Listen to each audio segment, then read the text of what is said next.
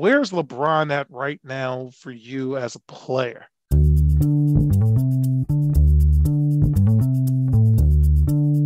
Greetings and salutations, and welcome to the Odd Coaches Podcast. I am your host, Dr. Keith Adams, and with me today is my tag team partner, the Chris Jerichos, my AJ Styles in the WWE, the icon, the showstopper, the main event, and the reason why we are here, Coach Mike Francis. And Coach, as I have told you off air, AJ had an ankle injury, broke his ankle at a house show, and this ain't ballet, baby.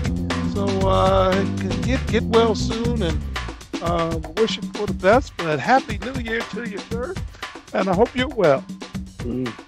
I'm well. How you doing today, man? After the debacle of Southwest Airlines, I'm going to tell you just a mini bit of a story. I'm very happy to be here now.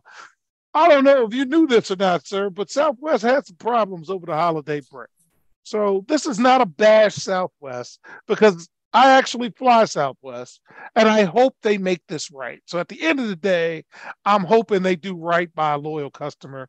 But Christmas Day, we're flying out to Florida. You know, my in-laws are down there, and you know, that's hopefully where I'm going to be living in the next 5 to 10 years.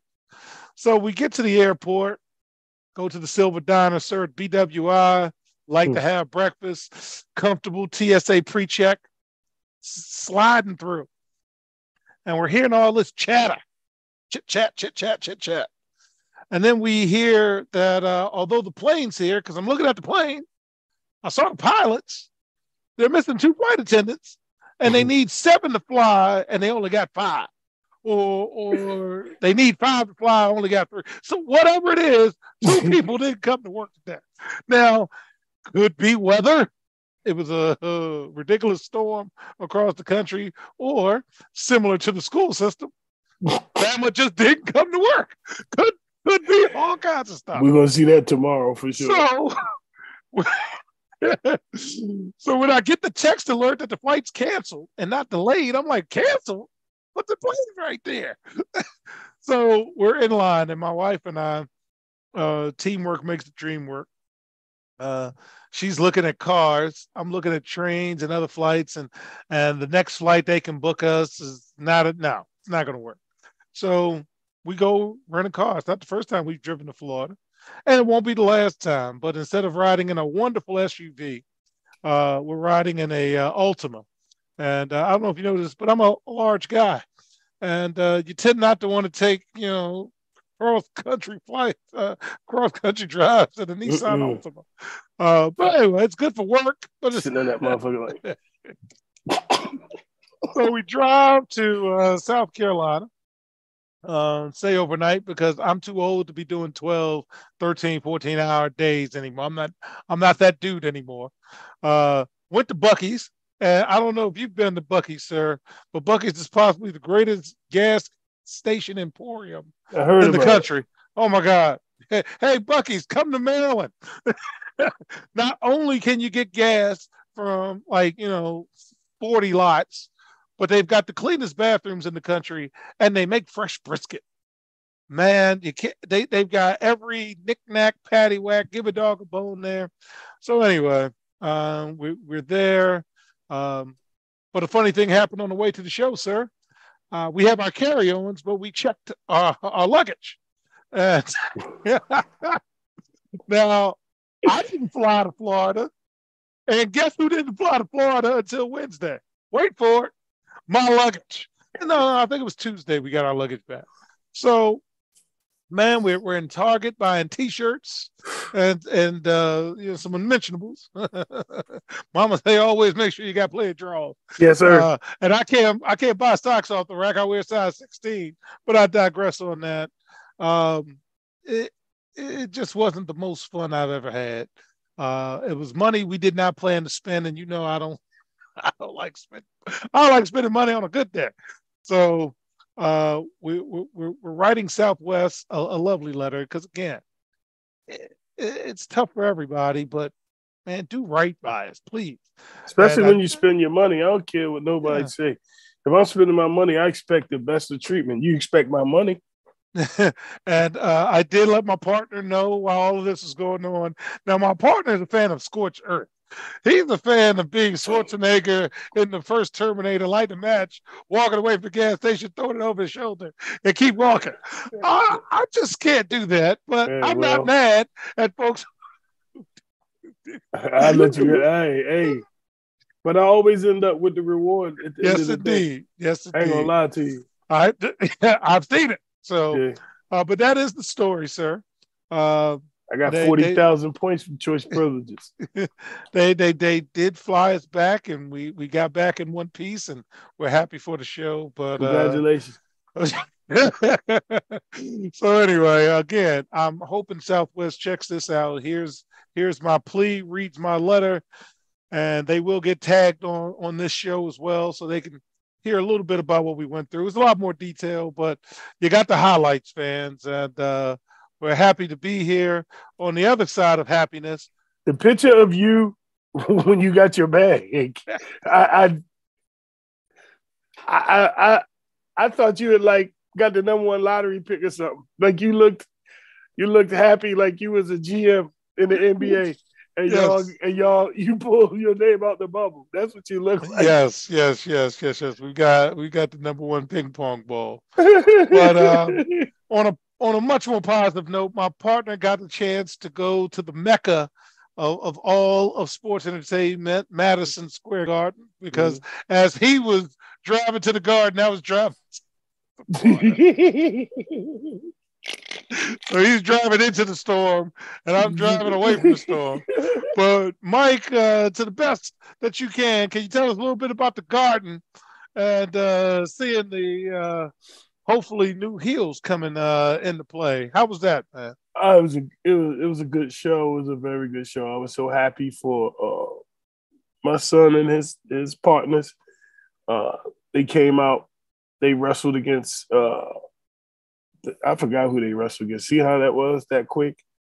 But the Latin crew from NXT. Yeah. I'm sorry. Yes. Latigo del Fasmo. Del Fasmo.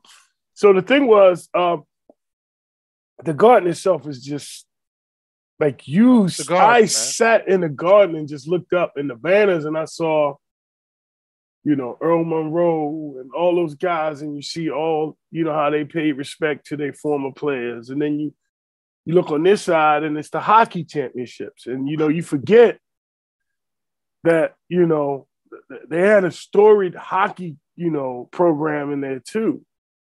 So it was good to see the jerseys, the championship banners. Like you just got to kind of like a feel for like, you gotta take it in, man. The history. You know what I mean? Like you now, you might not have been there when you saw them. You might not have been there live to see them play, but hey,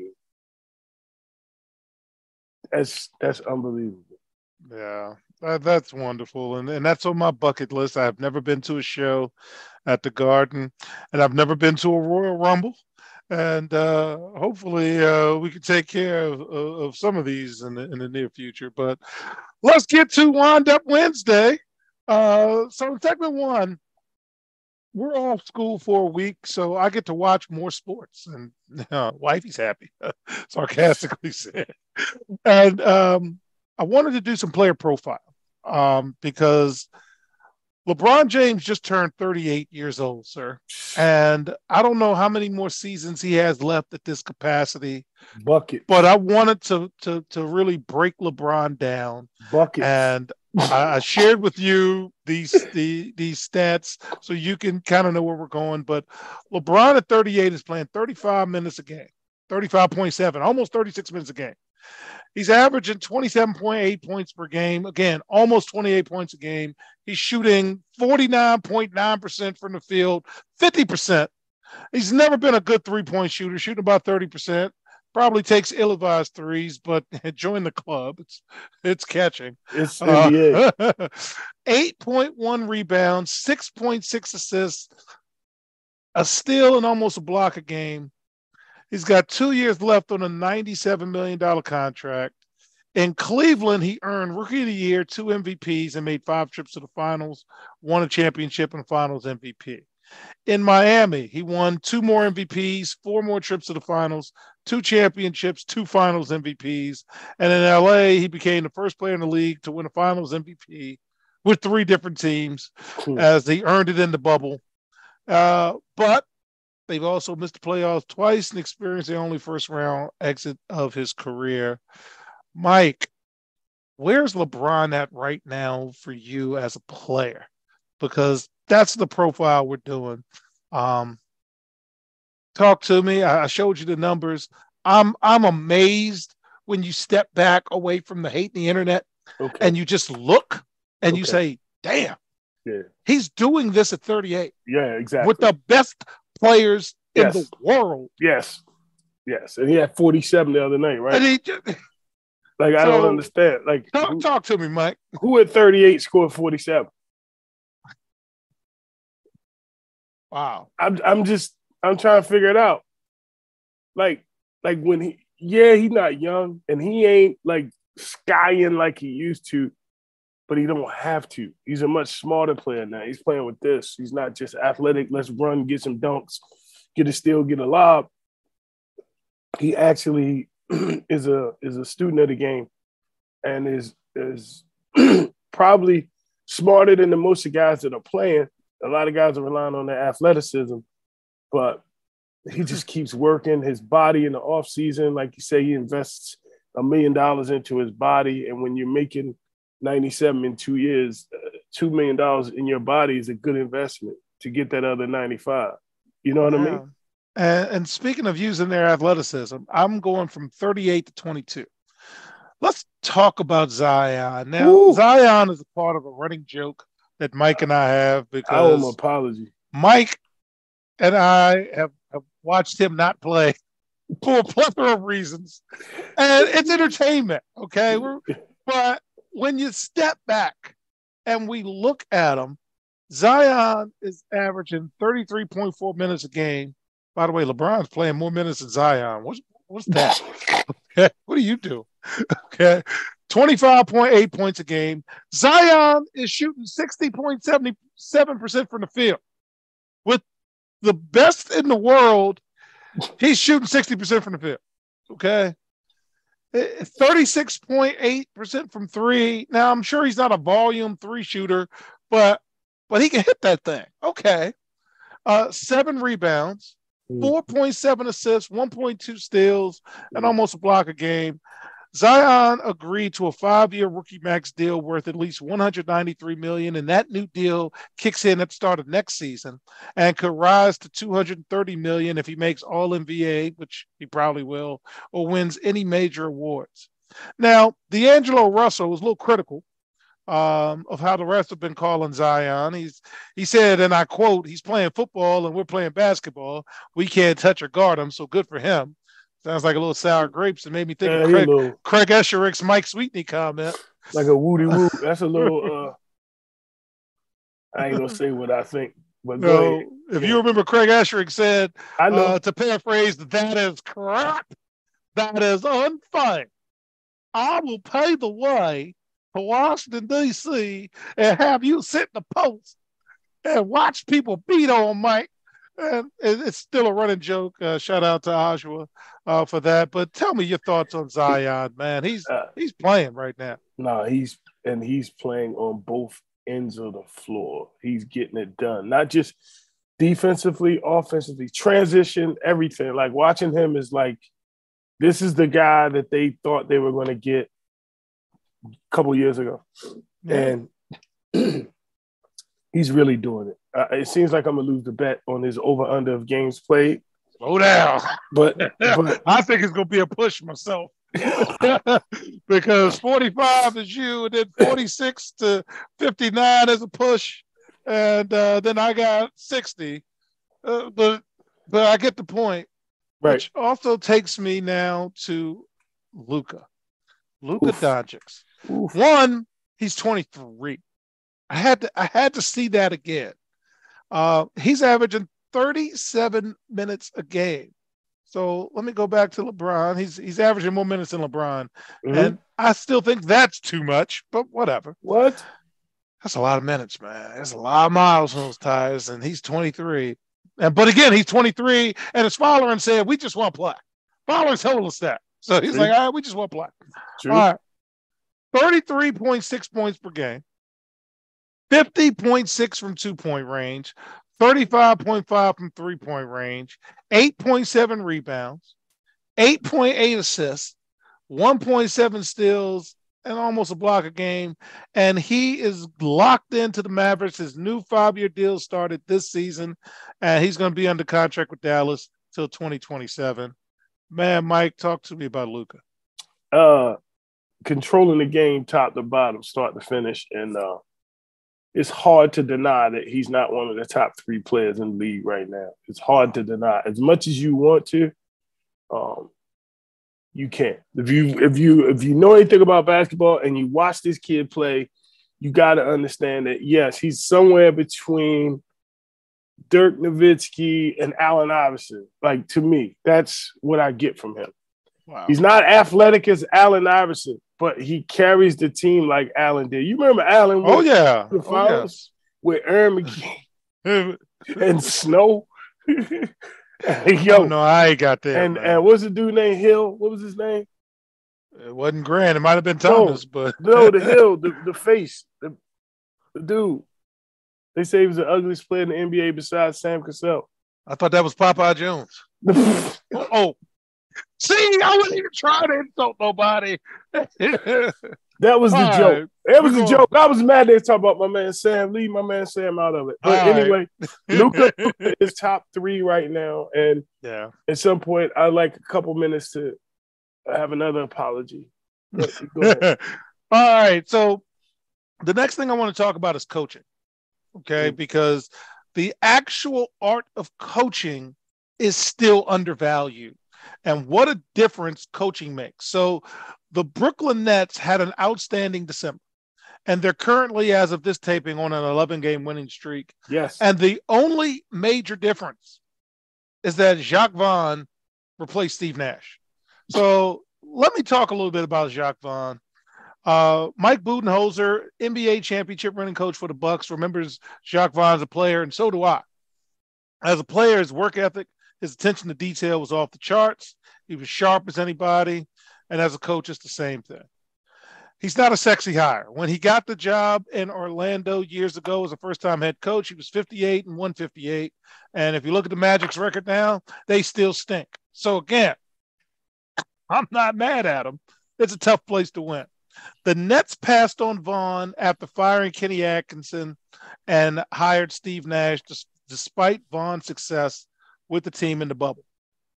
They were set to overlook him a second time because they wanted Ime Udoka. The Nets are now a league best 20-7 since Vaughn replaced Nash. So what did he do? What's the magic? What's this? What's that? The Nets are proven that they're not just the names on the back of the jerseys. Jacques made it very clear that if you're not playing hard enough, he's going to let you know about it. And you know who said that? Kyrie Irving. Now, he's got this dude focusing on basketball. Ain't that something? Yeah. So Jacques, and we're in education, so we hear this phrase a lot. Jacques uses data-driven decision-making. The Nets are a small team. Again, they didn't make any trades or anything. And they like to play fast. They like to switch a lot. Okay. You do what your personnel says do. But defensively, they were having issues. So he pulled in players' individual box out rate. By the way, to have people on your staff that can clock that, I'm impressed by that because that's a stat I would love to keep. But when you're a high school, college coach, hey, but 3 of us. So how you do that? We got to do the big things. So he's got Kyrie Irving rebounding. He got Ben Simmons rebounding. He's got Durant rebounding. He's got the team rebounding. Before he was hired, the Nets gave up the 4th most offensive rebounds per game. Since that point, the Nets have allowed the 5th fewest. They have not made any roster changes. Okay? So Nash was a bad hire. That's all of this is saying is that owners are making bad hires. No joke. And one of the big differences is the use of timeouts. where Nash wouldn't call timeout, trying to be Phil Jackson, but there was a reason why Phil Jackson didn't do it based upon practice. Not only based upon practice, he had the best player in the league. Let him figure it out. Vaughn is a quick timeout coach for instruction. Well, part of the reason why he's a quick timeout for instruction is he played for this dude called Roy Williams. And old boy Roy had a master's degree in teaching, plus played for Dean Smith, who was the master of teaching. So again, even professionals want instruction. Even in professional basketball, they want to be held accountable. And because he was an afterthought as a coach, he's not worried about pissing anybody off. He's going to do his job and do it well. And Jacque Vaughn likes to use the line from Coach Williams. The old eye in the sky don't lie. Film is a killer. So he uses iPads to call defensive miscues out during timeouts. And these are things that previously wasn't done with Steve Nash. Why? He wasn't no coach. He played and then got a gift. So video don't lie. I tell them all the time. I don't care what you say. Let's watch this. So as we close the segment, and I know what a master instructor you are, not one, not two, but three sports. What are your thoughts on the switch of Jacque Vaughn, from Steve Nash, and the Nets being a team to really watch out for? First of all, I want to apologize. I didn't know he was head coach at Orlando when he was. Evidently, I didn't know that. That's how irrelevant they were. Okay, but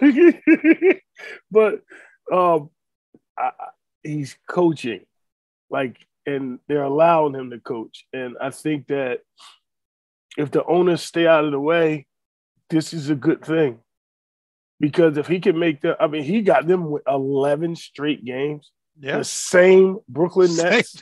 Nothing changed. Ben Simmons still there. 11 still there. Straight games. And the other thing is you haven't heard anything from them. Let's do that. Let's talk about that first. Boring wins more than it loses. Exactly. I can tell you that right now. Boring wins more than it loses. Yes. Quietly, just racking up the wins. And that's what they needed to do. And I'm glad that he was able to go in and instill that mindset. It just seems like maybe they never took Steve Nash. Well, I know they didn't, because Kyrie had the statement is we don't need a coach. We don't need a coach. And now he looking at film on the sideline about defensive box out. Yeah, and then he talk about, he said, if you don't do what you're supposed to do, he's going to take you out. Now, so you did need a coach? Come on, man. All right. Speaking of coaching, when we come back, we're going to do a case study on the Southern Mississippi basketball team, men's basketball team. Despite the Brett Favre jokes, I think you're going to like this story, and we'll be right back on the Odd Coaches Podcast. The reviews are in for Dr. Keith Adams' book, Finding the Balance, My Personal Journey to Academic and Athletic Success. College professor and student-athlete academic expert Dr. Lisa Rubin said, "There is nothing out there like this book, so I do hope people will pay attention and give it a read." Former George Mason standout Fowler Campbell said, "Consider this book an opportunity to work directly with Dr. Adams, just like I did. I assure you that there will be something you can take away that will be useful to you throughout your personal journey." Ryan Waite, a recent college graduate who is a software engineer, said, "I like how the book is based on research, which makes it good for general students as well as student athletes." The book serves as both a memoir to Dr. Adams' 30-year academic and athletic career, as well as an instructional guide to assist student athletes, parents, coaches, teachers, and administrators navigate through the challenges of finding a better balance between academic and athletic success. The book includes over 15 personal stories and anecdotes from Dr. Adams, along with numerous former players and colleagues from a variety of sports and endeavors. You can order your copy at www.ckasaveproject.org. From the main page, simply click CKA Save Project Services and order the Find the Balance book. For more information, contact Dr. Keith Adams by email at cka@ckasaveproject.org. Welcome back to the Odd Coaches Podcast. In segment 2, we're going to do a case study on the Southern Mississippi men's basketball team. And Brett Favre jokes aside, I came across this story and I wanted to dive deeper, especially after last week's episode where we talked about the current state of basketball and high school, college, And this team right now is currently 13-2. So, Mike, I want to give you a little bit of background. At a university that is a baseball school, not even a basketball school, not a football school, they're a baseball school in the SEC area. Basketball's fallen by the wayside. So they have a fourth-year coach in Jay Ladner, and he was a part of the program's 1987 NIT title team. So this guy lives and breathes Hattiesburg, Mississippi. Yeah, no fault there. And over the last 3 seasons, he's 24-65. Okay, that's not good. Hey, Georgetown, pay attention to this. Okay. No, come on, man. No, hey, no. I'm still mad at that. Come on, this man. This is why this story caught my eye. Come on, dog. So this season, and I wanted to say the Georgetown piece on purpose. Of the 59 teams who finished the 2021-2022 season ranked 300 or worse in the net, over half the teams were back in the net at this time this year. Okay. Several other teams have cracked the 200s, and there are a few outliers. Grambling's doing better, American's doing better, amongst others. But there's Southern Miss. 12 games into this season, the Golden Eagles don't have those same problems. After finishing last season 341 in the net rankings with a 7-26 record, featuring 14 straight conference losses, sound familiar? The Golden Eagles are like 22 in the net rankings, and that's a rise of over 300 spots. And it all began with being brutally honest with themselves. And that's why I wanted to say, hey, I got to find out what's going on with this. So getting ready for this challenge, he was lucky to get a 4th year at the job. You saw the record. You saw it. There's no arguing that. Okay. And he's at his alma mater. He's coaching at his alma mater. So he revamped his staff. Sound familiar? Okay. No. With a message that went something like this. So here's what he said to his staff. You may come here, and if in 1 year we don't get it done, you're going to be out. That's what he said. That's what he said to potential job candidates. And then the next part was, we got to get some dudes in here. Again, sound familiar to the Georgetown Hoyas. So 2 coaches were eager to accept the offer. Pat didn't say that, man. Juan Cardona joined after 2 years at Mercer, and Nick Williams came on board after being an assistant at Northwest Mississippi Community College. Cardona brought in a Mercer big, Felipe Haas, who is their leading scorer right now, and Williams delivered their second leading scorer, Austin Crowley, who's an Ole Miss transfer, and those 2 ranked numbers 2 and 3 as the most efficient players in the Sun Belt Conference this year. So now you got better players, but you got to build a team. So Cardona is Puerto Rican. He brought in Haas along with a handful of other transfers who have Latin American heritage, many of which he coached from his time at the high school ranks. Again, when you got the job at Essex, you brought in a lot of people familiar with you, and you were familiar with them. And then Williams, the guard itself, helped land more players. Okay. Again, players recruit players. That's what they do. That's what David Ford did. Okay. I brought David with me, and everybody came with him. And then finally, you got the holdovers from last year's team. So you got the 2 assistants bringing in players, plus you got the kids from a bad team last year who are now playing better. Okay. But here's the kicker that got me, and I want to get your thoughts on this, Mike. No kids allowed. No kids allowed. Sun Belt preseason poll projected the Golden Eagles to finish last. The league's coaches also predicted them to finish 13 out of 14. Leitner started talking to his team about where they predicted. Again, that woe is me stuff. And that message resonated with a roster full of veterans. Southern Miss is just one of 11 teams in Division I without a single freshman on their roster. No freshmen, no kids allowed. The team's top 7 scorers are all at least in their 4th year of college basketball, and few of them have won. So, Mike, with your knowledge, and again, you had a chance to look at the notes, what do you think about the fact that they have no freshmen on the roster? That's tough. How you building? Like, that means you're going to go out and get another group of transfers? I don't understand. Are you just going to live in the portal? Like, I don't know. But they're 13-2 right now. Yeah, it's working right now. It's working. Like, who's their biggest competition right now in their conference? In the Sun Belt? Let's take a look. So while I'm looking at that, I do want to say that motivation is simply defined as what's going to move you to act. And they've been playing with the number 14 on their back to remind them of where they were picked in the preseason. And the shirt also says Southern Miss Grit on the front and La Familia on the back, because, again, they are embracing, the culture of their players, and many of which are Latina. So in terms of the Sun Belt itself, it's a one-bid league. So, fans, I don't want y'all to go crazy and think they're 13-2, something working. So they're non-conference. They've played a little bit of everybody.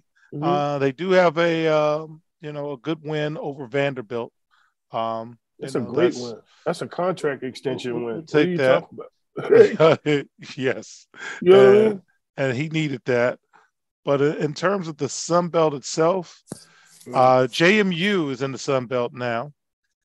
Georgia Southern, Louisiana Monroe, ODU's in the Sun Belt, Marshall, Troy, Georgia State, Coastal is in there. So I'll be reaching out to Nema, App State's in the Sun Belt. So those are the kind of schools that they're going against. So it'll be a hell of a story if they win. Now, I'm not anticipating them winning their conference title and all of that stuff.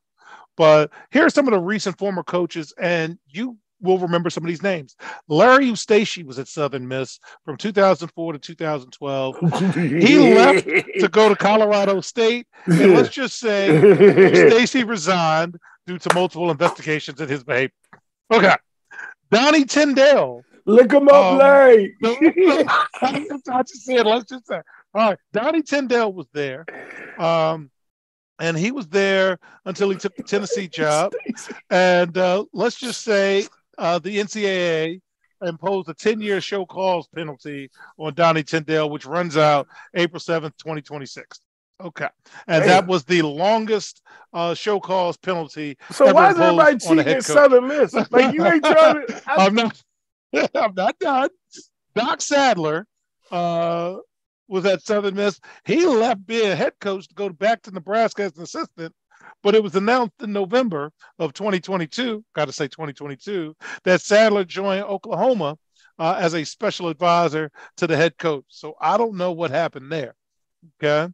So when Sadler resigned after 2018-2019, Ladner received a statement of support from his job, for getting the job, from his former teammates, staff, and so forth. And at the time, this is where another reason why I like talking about it. He owned a 511 and 188 record in more than 2 decades as a high school coach in Mississippi and as a junior college coach. Again, coaching. Okay, this is a coach. So this quote is kind of why I wanted to talk about it in terms of Georgetown. Probably for the first time in my career, I could never really get everybody on the same page at the same time, and I regret that. I wish I could do it over. I knew we needed to reevaluate every little bit of the program, so we did this from day one in the spring. Mike, who said that? Tell me your thoughts. That was Coach Ladner about his team now, based upon his honest reflection of his team last year. He said, as a coach, we didn't get everybody on the same page. I got to do better. I got to get better players in. I've got to change what we're doing, or I'm not going to be here. Right. So, that's any what thoughts? That's all our thoughts. Like, you have to, if somebody ain't rowing the same way as everybody else in the boat, you got to throw them out the boat. I mean, that's just me. We got to get on the same page. And if we're not on the same page, we're not going to be successful. How can we expect the kids to be on the same page every offensive and defensive possession if we're not on the same page with anything else we do in the program? Like, it all correlates to me. And you got one assistant coach that's not on the same page. If you're hiring the wrong people, it could be a problem. It really could be a problem. So, Mike, it takes me to the close of this segment. And the Georgetown Hoyas, who are currently 5-9, I'm trying to figure this on out. a 4-game losing streak, and it just doesn't look like they're going in the right direction. Their wins this year over Coppin State, Green Bay, LaSalle, UMBC, and Siena. They haven't beat a Power 5 conference opponent in a number of years. And I have to say that. So, yeah, Southern Miss is in a one-bid conference, but they made some legitimate changes. Georgetown has made some changes, but man, it's just not looking good. And they play today's taping. They play Butler. They got Villanova coming up. They got Marquette coming up, Seton Hall. They got Villanova twice in the next couple of weeks. Xavier, they've got some they can't go through another year like this in the Big East, man. What are you thinking? I'm a little concerned. I am. I just don't know how.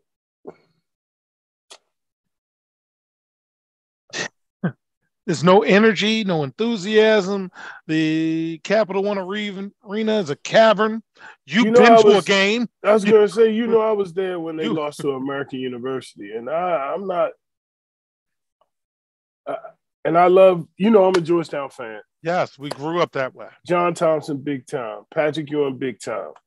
I just don't know if Patrick Ewing is the guy for the job. For the simple fact, well, I'm not going to say he's not the guy for a job, but other than Kevin Nickelberry, I don't know if anybody else should be on that staff with him. Wow. And I understand Pat being from Georgetown, and that's big, but you got to have the guys who can go get them studs, man. Go get them dudes. And it's not – Georgetown isn't as appealing as it was back in the 80s. No.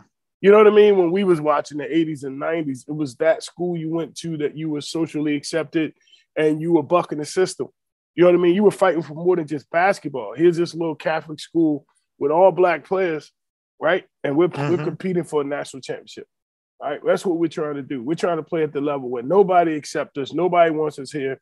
The Big East was the Big East, and Big John fought for more than just basketball. Social change, him standing up to, Rayful Edmonds with Alonzo, a lot of that, And I'm looking at their staff, and friends of ours are on the staff, so it bothers us. Ronnie Thompson is the chief of staff. Bill Howes, again. Bill's a great guy. Good dude. He's good. The director of ops. Yeah, that's a guy. Bill's a good dude. Love Bill to death. Nickelberry, Kevin Nickelberry is the associate head coach. Yeah, Nick is the man. Pat Baldwin is on the staff. But I think we may have held on too long to the Georgetown way. Like, sometimes and we always talk about it, for lack of a better term, you got to blow it up and start over. And I think that at some point, what they used to do to be successful is no longer working in 2022. What Big John did in 87, what Big John did in 2008, 2009, that was different when he was around the program. Like I told you, one of the biggest moments of my life is him cursing me out and telling me, you got to get your ass up there now. I bring players down and they would play in the open gym, and he's like, Coach, thank you for bringing. Now you get your ass on up there, up to the second level. While he sat there, like even when he wasn't the head coach, but he was still watching the players in the open runs. He still had his hand in it. And I think we got to move forward. I think we got to have a new approach to it, a new a new way. And maybe they have it, and kids don't want to go to Georgetown anymore. That could be it. Yeah, because I'm just looking. I'm looking I at don't their know if they still got roster. the same control. Nobody saw the kids' transcripts when Big John was there. You sent everything to him. Yeah. They seem to have very few local cats, local. But and good luck. We want you to do well. We want you to win. To hear Southern Miss, turning it around in terms of just, hey, we're a legitimate game that you have to plan, prep for. Well, it's tough watching this, and by the time we air this, I'm sure there's another loss or two possibly coming out. Because again, thanks, Mike, for giving me this opportunity to do not only the player profiles, but the coaching profiles and the case study on Southern Miss. And we'll be back on the other side of this break with our strictly for entertainment purposes only week ahead in basketball on the Odd Coaches podcast. There is an old business adage that says, what gets measured and monitored gets done. It is also fact that deadlines spur action. That is what the CKA Save Project academic monitoring service can do for student athletes. Measure and monitor their academic progress to improve their grades. Our academic monitoring services provide ongoing academic support for student athletes for a designated period of time. Our academic success coaches work with student athletes on time management and organizational skills, along with improving their ability to self-advocate. Every few weeks, our academic success coaches meet with student athletes to assess their academic progress, as well as provide ongoing academic advising. If needed, student athletes have access to CKA Learning Specialists who provide virtual core subject academic support for student athletes. For more information, visit us on the web at www.ckasaveproject.org or schedule a free virtual consultation with Dr. Keith Adams by email at cka@ckasaveproject.org.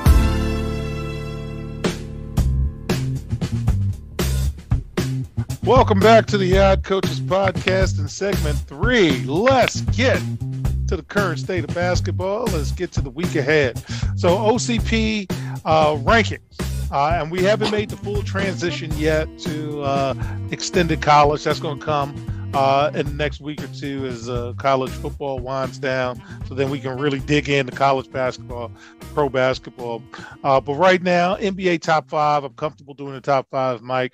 I got Boston as 1. I got Brooklyn as 2. New Orleans is 3. Denver, yes, Denver is 4.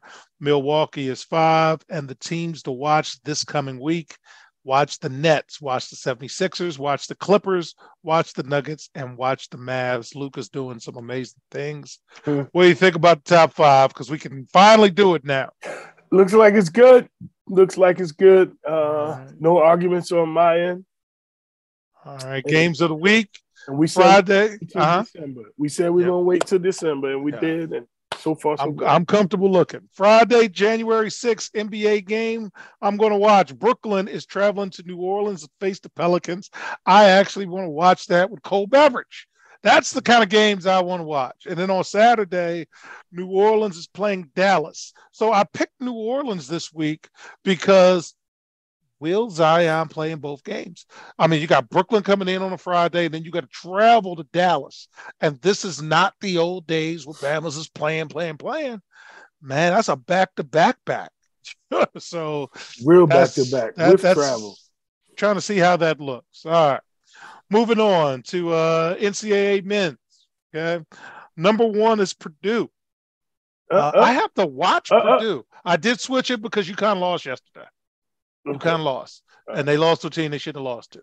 Yeah, they did. Lost to Xavier, right? Yeah. They shouldn't lose. Again, I ain't mad at UConn, but you can't be number 1 losing to Xavier. So but I've yet to see Purdue play. I've yet to sit back and just watch them. Yes. But they're the number 1 team. Cool.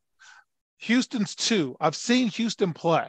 They defend, and they're going to be a problem all year long. Kansas is 3.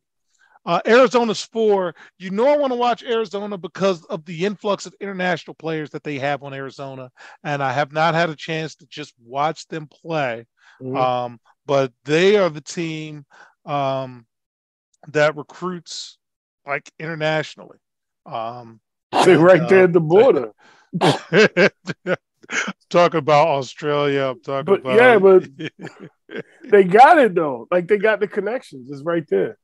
If I'm them, it's just like some of the schools out in the Mountain West. You know, they got like a lot of Polynesian.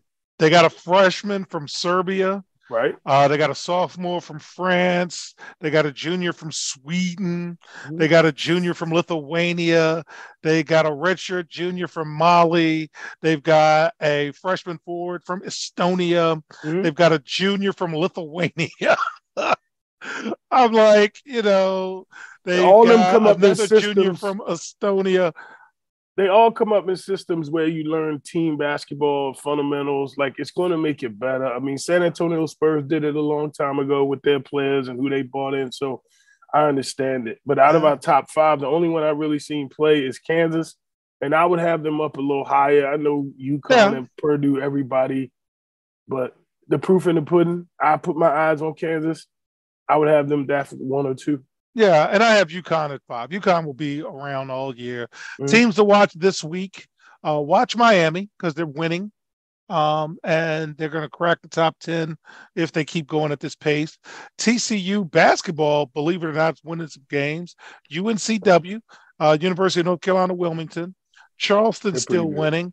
Florida Atlantic still winning. What's going on with Pitino at New Mexico? He is winning ball games. It's Rick Pitino. I don't understand. It's Rick Pitino. He can't go by Richie no more because that's how we used to. You know. Yeah, you can't call him Richie no more. No, we can't call him Richie no more. He's not little Richie. Good dude, man. Yeah, we got no problem, but they're winning ball games in the Pitt and UCLA. They're doing well. Everybody call Robbie Kennedy. Robbie, you know what I mean? You don't do that no more. I'm not touching that. He's Mr. Kennedy now. All right, games of the week. Speaking of Rick Pitino, Iona is playing Marist on Friday. The reason why I want to watch that is a lot of Georgetown people are clamoring for Rick Pitino. I mean, online, if you listen to Twitterverse, they want some Pitino. So I'm like, all right, let's see what's going on at Iona. I'm not making that. We follow the same people. No, I understand that. I'm just Rick Pitino watch. How that would happen. And then Saturday, UNLV is taking on New Mexico. I want to see Rick. I think he goes by Richard Pitino. That's what he goes by. Richard Pitino. Okay. On the women's side, South Carolina's 1, Stanford's 2, Ohio State's 3, Indiana's 4, and for me, Virginia Tech is 5. They keep winning, and I want to see them play. Teams to watch: watch Texas Tech, watch St. John's women, watch Cleveland State. They keep winning. Utah, LSU, and Alabama. So the SEC's got some strong women's games. Friday, January 6th, Utah playing Colorado. And Saturday, January 7th, Iowa is playing Michigan. So Iowa's got the score. They're putting up crazy numbers. So I could check her out, hopefully, and have some feedback. Before we close, Mike, anything of note before we wrap up? Nah, it should be good. Now we starting to ramp up. Everybody getting into conference play. It's going to be interesting to see what happens. NBA, now we're over in this new part of the year. Everybody's going to start making that playoff run or trying to settle in, see how everything is going. And I think basketball is going to get much better at all levels at this point. More competitive. Yeah, I absolutely agree with you. Looking forward to football winding down because it does take a lot of our time. It does. So now I get to sit back and watch a little more basketball and also get out a little more to actually see you on the sideline. So on behalf of my tag team partner, Coach Mike Francis, I am Dr. Keith Adams saying thank you for listening and or watching the iCoaches podcast, and we will see you on the sidelines. Till next time, take care. The iCoaches podcast is sponsored by the CKA Save Project. The CKA Save Project is an industry leader in providing student-athlete academic and athletic support. From assessing student-athletes' academic and athletic skills, to measuring and monitoring student-athlete academic progress, to improving student-athlete time management and organizational skills, the CKA SAVE Project provides wraparound services for student-athletes from middle school through college. For more information, visit us on the web at www.ckasaveproject.org or schedule a free consultation with Dr. Keith Adams by emailing cka@ckasaveproject.org. We hope you enjoyed today's show. The Odd Coaches podcast drops new episodes every Tuesday through Friday on most weeks.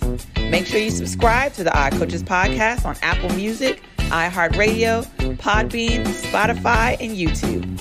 Follow the Odd Coaches podcast on Twitter and Instagram at Odd Coaches. Follow Dr. Adams on Twitter and Instagram at CKA Save Project.